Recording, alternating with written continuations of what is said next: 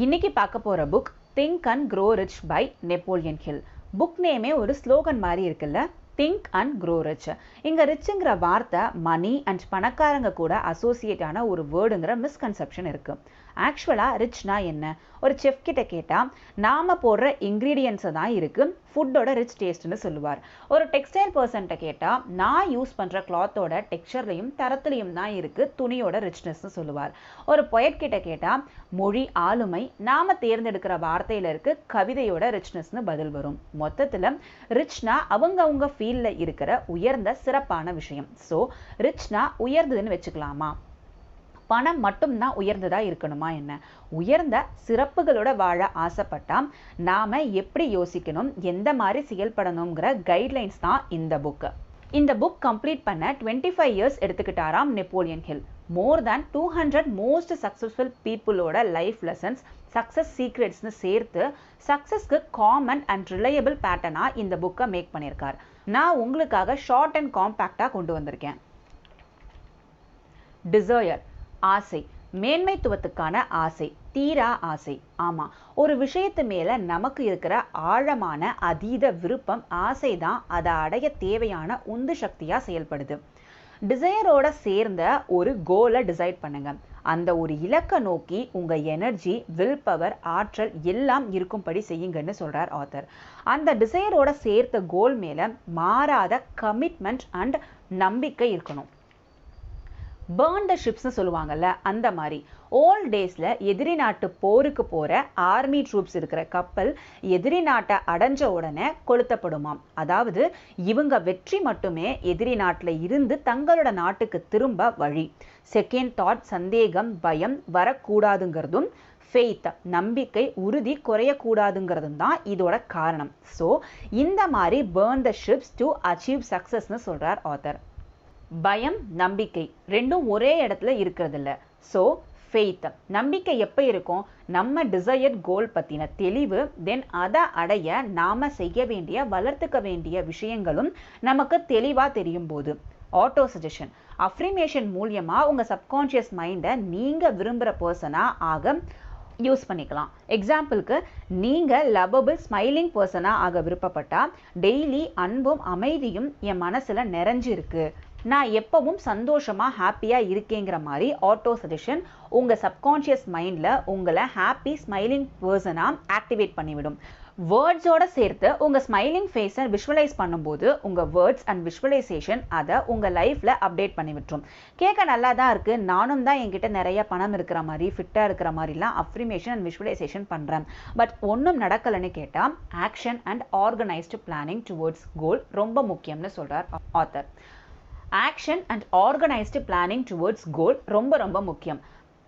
உங்க செயலும் திட்டமிட்ட செயலும் ரொம்ப முக்கியம். வெறும் பகல் கனவு மட்டுமே போதாதுன்னு சொல்றார் author. First of all burning desire இருந்தா செயலும் அதுக்கான திட்டமும் கண்டிப்பா இருக்கும். உங்க கோல் பத்தின ஸ்பெஷலைஸ்டு நாலேஜ், தென் ஸ்டடியான பிளான், இதுதான் மாஸ்டர் மைண்ட்.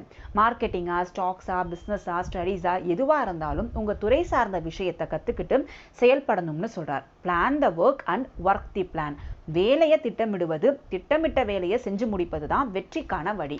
முக்கியமா இந்த புக்ல ஒரு 15 செல்ஃப் அனாலிசிஸ் கொஸ்டின்ஸ் கேட்கப்பட்டிருக்கு. அந்த கேள்விகளை இப்ப பார்ப்போம். ஃபர்ஸ்ட், உங்க இலக்கு, கோல் என்ன? எது உங்க எக்ஸிஸ்டன்ஸை ஃபியூவல் பண்ற கோல்? 1 இயருக்கு நீங்க இப்ப செய்யறத வேலையே தொடர்ந்து, இந்த ரொட்டீனையே தொடர்ந்து செஞ்சுட்டு இருந்தா உங்க இலக்கு நோக்கி போவீங்களா இல்ல விலகி போவீங்களா? நீங்க இருக்கிற ஸ்டேஜ்ல இருந்து உங்க கோல், இலக்கு எவ்வளோ டிஸ்டன்ஸ்ல இருக்கு, அதை நோக்கி தான் உங்க பாதை பயணம் இருக்கா? அப்படி இல்லைன்னா ஏன்? எது உங்களை லிமிட் பண்ற ஃபேக்டர்? உங்க ப்ரொக்ராஸ்டினேஷன் ஹேபிட், தள்ளி போடுதல் பழக்கம் உங்க செயல்திறனை குறைக்குதா? அந்த ஹேபிட் எவ்வளோ தூரம் உங்க வேலைகளை, முடிவுகளை நெகட்டிவா இன்ஃப்ளூயன்ஸ் பண்ணுது? அது ஏன்? அதை எப்படி சேஞ்ச் பண்ணிக்கலாம்? கடைசியா உங்க தள்ளி போடுதல் பழக்கத்தினால நீங்க இழந்த விஷயம் என்ன?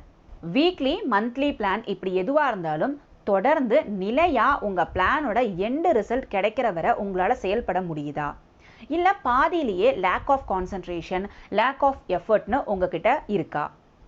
ஓப்பனாவோ இல்ல வெளியில தெரியாமலோ உங்ககிட்ட ஈகோ இருக்கா? அது உங்களை எப்படி ட்ரிகர் பண்ணுது? உங்க முடிவுகள் நிறைய நேரம் கெஸ்ஸிங் சார்ந்து இருக்கா இல்ல அனாலிசிஸ் அக்யூரசிஸ் பேஸ்ட் ஆர் தாட்ஸ் பேஸ்டா இருக்கா? அன்ப்ரொடக்டிவா ஒரு நாளைக்கு எவ்வளோ நேரம் நீங்க வேஸ்ட் பண்றீங்க? உங்ககிட்ட மாத்திக்க வேண்டிய பழக்கம் இல்ல பட்ஜெட்டை ரீஷெடியூல் பண்ண வேண்டிய தேவை இருக்கா? உங்க emotions most of the time எப்படி இருக்கு? பாசிட்டிவா நெகட்டிவா? பயம், குற்ற உணர்வு, செல்ஃப் டவுட்னு இருக்கா? இதெல்லாம் மாத்த உங்களால உங்களுக்கு என்ன பண்ணிக்க முடியும்? உங்களுக்கு வர ஃபீட்பேக்ஸ், கிரிட்டிசிசம்ஸை நீங்க எப்படி பார்க்குறீங்க? ஏதாவது அதுலேருந்து கற்றுக்குறீங்களா? உங்க ஒர்க் பிளேஸில் உங்க கூட வேலை பார்க்குறவங்க மேலே உங்க இன்ஃப்ளூயன்ஸ் எப்படி இருக்கு? ஃப்ரெண்ட்லியா இருக்கா? ப்ளசண்ட்டாக இருக்கா? ஒருவேளை அப்படி இல்லைன்னா அது உங்க ஃபால்ட்டுன்னு நீங்க நினைக்கிறீங்களா? உங்களால் அதை மாற்ற முடியுமா? பிளேமிங், விக்டிம் மென்டாலிட்டி, கில்ட்னு உங்களை ரூல் பண்ணுதா? ஏன் அதை சேஞ்ச் பண்ணிக்க ஏதாவது வழி இருக்கா?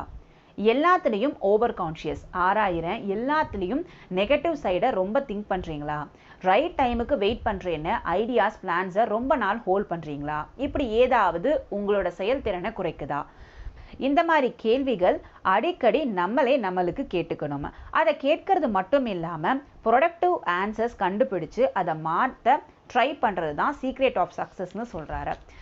சக்ஸஸ்க்கான ப்ளூ பிரிண்ட்னு சொல்லப்படுற இந்த புக்கில் இன்னும் ஏகப்பட்ட விஷயம் இருக்குது. அதை நீங்கள் தெரிஞ்சுக்கணும்னா புக் வாங்கி படிங்க. இதோட நான் கிளம்புறேன். Tata bye bye. இது உங்களோட ஃபேவரட் சேனல் புக்திஸ்ட். லைக் பண்ணுங்கள், கமெண்ட் பண்ணுங்கள், உங்கள் ஃப்ரெண்ட்ஸ்க்கு ஷேர் பண்ணுங்கள். மறக்காமல் சேனலுக்கு சப்ஸ்கிரைப் பண்ணிடுங்க.